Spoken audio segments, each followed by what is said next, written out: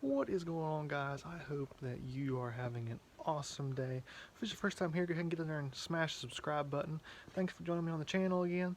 And today I'm going to be going and installing some Putco stainless steel.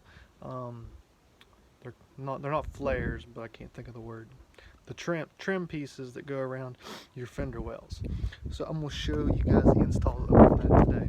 Sorry, it's a little windy if it's messing with the audio a little, but I'll show you guys here. You guys can see the stainless steel trim pieces here.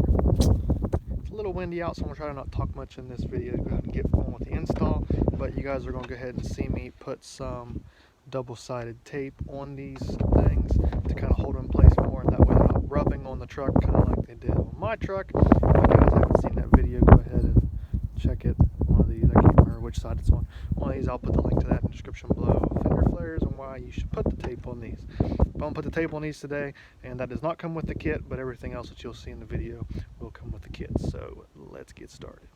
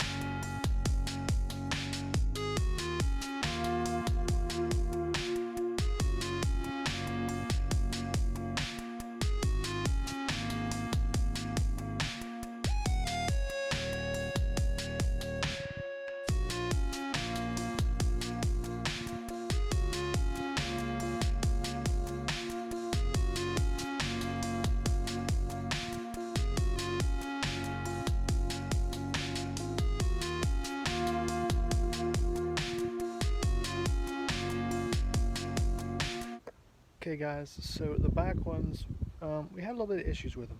So I didn't go and record all of that because I had issues. So let me show you guys the issues here.